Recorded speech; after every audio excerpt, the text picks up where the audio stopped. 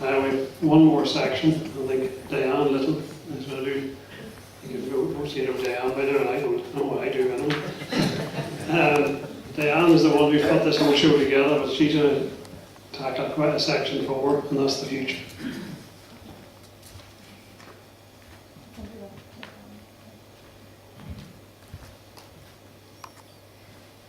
I'm going to do this from over here on this side of the room with the community, because we've all seen the distress that has been put onto this community in the last few years. And I don't think any of us, I don't know if we'll hopefully now, when I get over this section here, the last section, would like to, looking forward to opening it up to the floor. And you can all give your reaction to the answers or lack of answers as to how this is going to be stopped. So I'm looking forward to that part. Our future is about needing, wanting a moratorium now, right now, for the next 5 years. It's absolutely critical that that starts now, because once you issue a licence, you can't stop it. You're already in court at the moment, and Tamboran are looking for billions of the government. It's not enough to say that you can't stop it because it's another minister's department. That's not good enough. It's not good enough. It's not traditional. You don't interfere in each other's departments, because you can't say that you're going to stop it whenever the whole thing is rolling on so far. It's going to, when we're just about in a crisis, when they're just about to frack, because at that stage they've got a licence, and the cost to the government is going to be billions and billions to be able to try and stop it at that stage. So it has to stop now, before another licence is issued. The priority has to be health and not industry. The Chief Medical Officer have to review the health evidence now. We have to make a government policy. It's ridiculous. This energy company, which has this energy industry that has such an impact on health, can possibly be in. All this community can be in this situation without the process of government policy making. It includes a full impact assessments on all aspects of this, and would look properly at whether this is economic or not, or whether about their own arguments for money. We need to stop this CDM report, CDM Smith report. This needs to stop. It's halfway through. They've already spent $1 million. They have $1 million more to spend. It's completely biased. They're full of conflict of interest. They dismissed 450 reports from New Yorkers who were looking at it happening over the border in Pennsylvania. They dismissed it and said it was emotional. Now that is a quote from CDM Smith's Vice President. We need to go for renewable energy now that's clean and sustainable. Look at what's happening in France. They banned it and they're way ahead with renewable energy. To give us all the benefits that can come, and having it run by communities where the jobs and the profits stay in those communities. And if anyone wants to go onto our website and go to the solutions section in our website, they can see videos and everything of that happening across the border in Ireland and other places. We need the government to do more to support renewable energy initiatives and see how this is actually happening. That's not happening. There's far more could be done to support that. Instead of bringing gas pipelines over here, we need the government to act together on this. We need to put community health first, and there needs to be democracy in energy. There needs to be democracy. We can't have a system of government where somebody doesn't question somebody else because their ministers don't want to be interfered with each other's ministers. That's not democracy. We need democracy to work.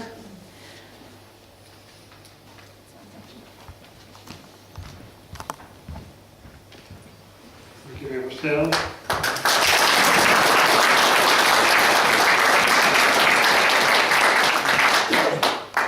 Now we've got Sean Rasdale to give his next question.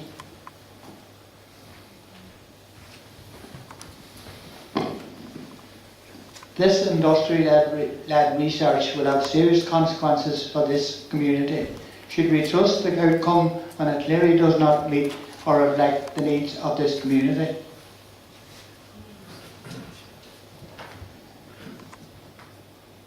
Well, I think we probably agreed, the panel and the room, on that issue as well. The industry-led research is led, as it says, by industry, but an industry with a vested interest. And, you know, you're behind to nothing when you start from that point. So we can't trust the outcome, and that's why we do need to be strong, and it's why we need, and we certainly were very clear that when fracking came to the executive that we were blocking it, that we wouldn't have any problem at all with going into the executive and saying this is not happening. And it was discussed at length. I know a number of you were here when Martina Anderson spoke on this issue last time. We don't sit back and not interfere in other departments' business.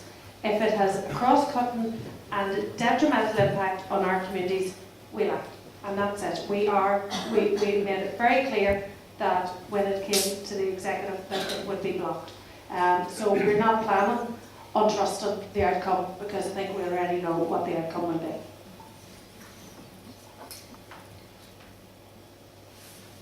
Yeah, well,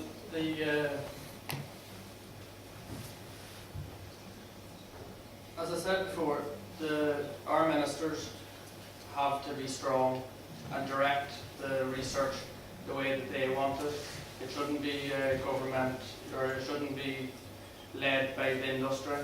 That's why on the floor of the Assembly there's members of different committees. They lobby the minister to get the answers that they are acting on behalf of their constituents. And it's like any department, they're there to hold account the minister of that department. So that needs to carry on and have a wide-ranging exercise within the assessments.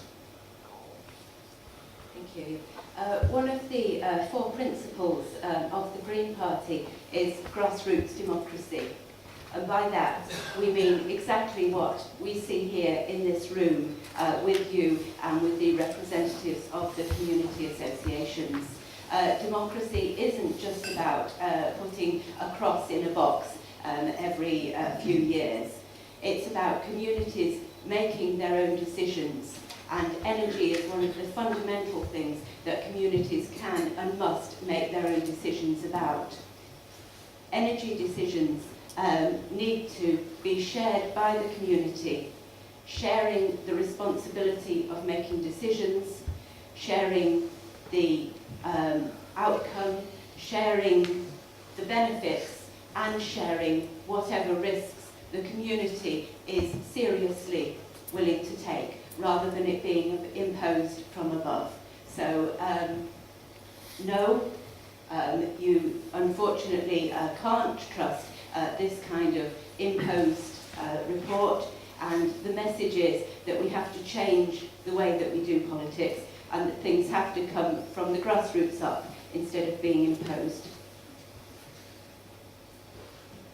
Thanks very much, Sean. We all get quite shocked if the research came out and said that fracking wasn't safe and didn't agree with it. Then maybe have opposed it before we started.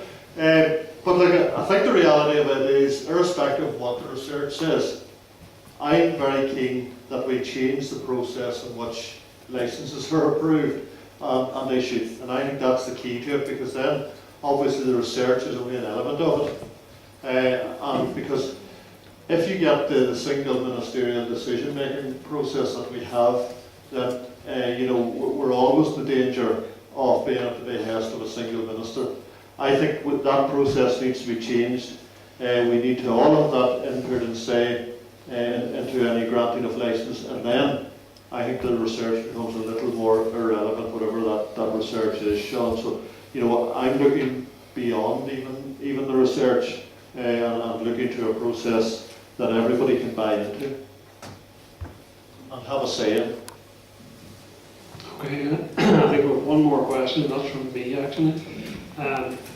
Do you think that CDM Smith, this industry consultants, coming to Fermanagh, and they're coming in the next few weeks, months, whatever, to start drilling boreholes to do for just their industry-led consultants, their government, there's no say over anything.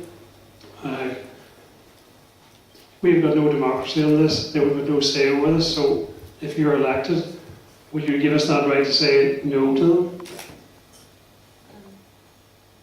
I think I've already answered that with my last answer. Yes, the Green Party is committed to grassroots democracy, which means communities making their own decisions.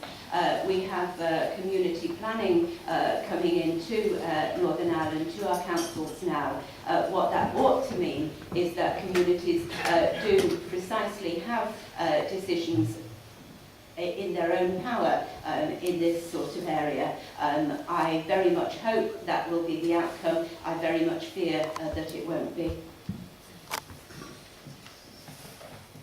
Yeah, I think, Trevor, we've all been clear on that tonight, that we need much more than what we're getting. People need much more than what they're getting. And that's why I'm clearly saying, and I'll read it once again, that I do think that it needs to be a wider decision-making process, as opposed to this small number of people or individual ministers taking these decisions. Thanks, Trevor, for the question, and I think I can stand on my record. When the community in Balcoo were saying no, when the lorries went up trundling past people's homes at 4 a.m. and the community come out in response to that, I went up to say no with them and to give them my backing and support. So, short answer, will I support your right to say no? Of course I will. This is not something that we can't play with people's lives and with their health, and I will support the community. I do believe, though, that it's not likely to be taken by the new Fermanagh and Omagh Council. This is an issue that will go up to the Minister again for his consideration. Definitely I will be supporting the community and saying no. Our Minister is acutely aware of the concerns and anxious. Recently proposals for the fracking of last year, and he has adopted an open door policy. If any representatives, community groups, anybody with any concerns, he is there to listen to everybody's views, and he is more than welcome to meet everybody.